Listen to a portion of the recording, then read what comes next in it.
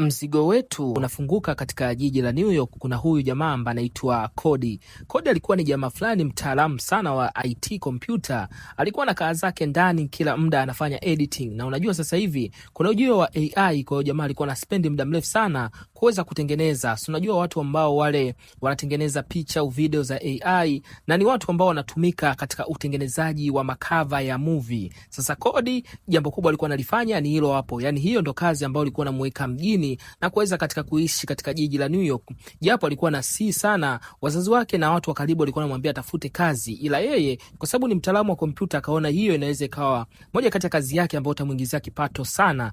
Leo hii bwana jamaa Kodi alikuwa amepewa kazi, na amepewa kazi ya kutengeneza cover moja la movie ya kutisha sana. Sasa Kodi alikuwa zake mtandaoni anatafuta picha ili aweze kutengeneza hilo cover. Yaani ilifika muda hadi kichwa cha Kodi kilikuwa kinawaka moto, kwa sababu alikuwa kila kiingia mtandaoni na kitengeneza cover anaona kabisa alimechi na movie ambayo anaitaka, kwa sababu huyu jamani mtaalamu wa Adobe ma AI. Sasa akatoa cover la movie ya kutisha sana. Kwa hiyo anaingia mtandaoni ana search makava ya kutisha au mapicha kutisha, ila kawa hapati anachokitaka yeye. Sasa akaamua kusearch kwamba picha moja ya kutisha sana, kwa sababu kipindi cha nyuma kulikuwa kuna moja kati ya mchawi au ni mwite mwanamke mmoja alikuwa ni mchawi, mbibi mmoja aliuliwa na wananchi vibaya sana, kwa sababu alikuwa na uchawi na imani za kishirikina. Hivyo sasa Kodi katika tafuta zake mitandaoni akakuta picha na baadhi ya video za yule mwanadada au yule mbibi ambaye alikuwa ameuawa kwa sababu ya uchawi. Sasa akaamua download zile picha ili mradi ziweze kumsaidia katika project yake.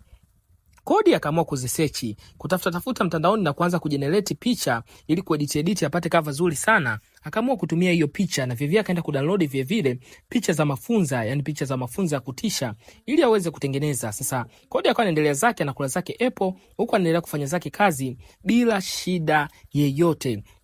Sasa moja kati ya picha ambayo alikuta ni picha hii hapa ya watu wamelala, picha moja kutisha sana, na akaingia kuna baadhi ya mafaili mtandaoni kuangalia picha. Sasa akaipata hii picha. Hii picha ilikuwa ni ya kutisha sana. Tena alivyoiona akasema hii ni moja kati ya picha ambayo itamfaa katika utengenezaji wake wa graphics, yani kutengeneza cover la movie ya kutisha. Akaamua kuidownload picha huyo mama. Akaidownload kwenye simu, akadownload kwenye PC.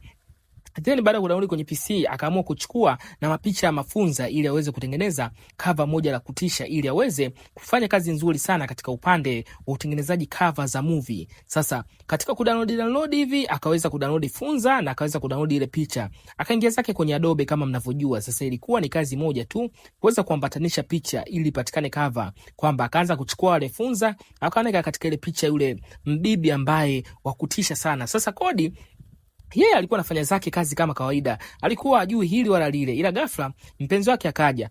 Mpenzi wake alipofika pale, kwa sababu mpenzi wake mwenyewe alikuwa naye anajua hayo mambo ya graphics, mambo ya kutengeneza makava, akawa anampa mpenzi wake, akawa anamwambia jinsi ya kutengeneza, jinsi ya ikeje ili cover liwe kali sana, na hata akipeleka kwa wateja ambao alimpa kazi, basi wasikatae hiyo kazi yake ili aweze kupata pesa, kwa sababu hiyo ndo kazi ambayo inafanya Kodi aweze kuishi mjini.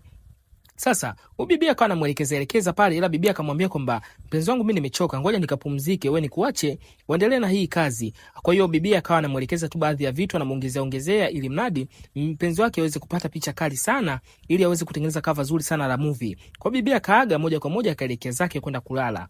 Kodi akabaki peke yake, mpenzi wake ameenda kulala, yeye akabaki akawa anaendelea katika utengenezaji wa hili cover la movie, cover kali sana la movie. Sasa kitu ambacho hajakijua yule mchawi au yule bibie au yule mbibi ambao amemtumia au amedownload picha yake mtandaoni, kumbe yule mbibi alikuwa ni mchawi kikweli kweli, na alikuwa ameuawa kweli kweli, yani haikuwa historia tu. Na hii inakuwa funzo kwa watu ambao wanapenda kudownload picha za kutisha mtandaoni na kuzihifadhi kwenye vifaa vyao. Mkae mkijua kwamba kuna baadhi ya picha bwana zinaishi, sio kama kila picha itakuwa tu imeganda au ni picha kama picha nyingine.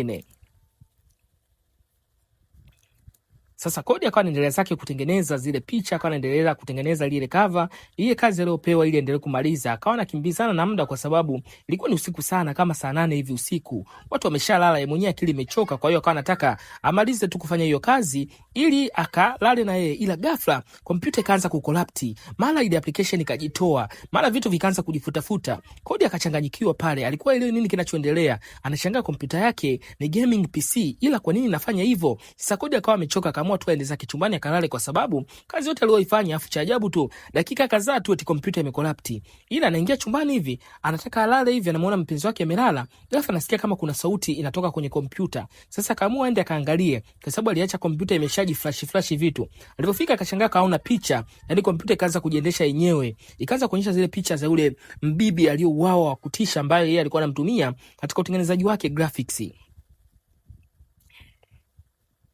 Sasa kompyuta ikaanza kujihamisha, ikaanza kuonyesha picha mbalimbali za yule mbibi aliyewahi kuuawa. Kumbe mbibi aliuawa kwa mateso mazito sana na kwa maumivu makali, kwa sababu alikuwa ni mchawi. Na yule bibi alivyokufa, nafsi yake ilikuwa iko kuzimu inateseka. Sasa jamaa kutumia picha yule mbibi ni sawa ni kama ameiamsha ile nafsi ya yule mbibi kule kuzimu. Sasa kompyuta ikawa inajiendesha, ni kama kuna nguvu za ajabu ambazo ziko nje zinafanya kazi yote hiyo. Jamaa Kodi akaanza kuogopa sana, na ile kompyuta ikaanza kuonyesha mapicha ya ajabu ambayo yalitokea kipindi hiko, na jinsi yule mama yule mbibi alivyouawa, na jinsi alivyopigwa picha. Kodi mwenyewe akaanza kuogopa, kwa sababu zile picha zilikuwa zinatisha sana. Sasa Kodi akawa anaangalia vizuri zile picha kwa makini, huku anaogopa, anatetemeka, huku kompyuta ilikuwa inajiendesha. Yani yeye alikuwa hawezi kuendesha kompyuta, yani kompyuta yenyewe ndio ilikuwa inajiendesha. Alafu ikaja message ikaandika kwamba CPU ya kompyuta imepata moto sana, yani mashine ya kompyuta imepata joto sana, akati hakuna kazi yote ambayo imefanyika ya maana, ni kazi ndogo tu. Sasa Kodi akaamua iname chini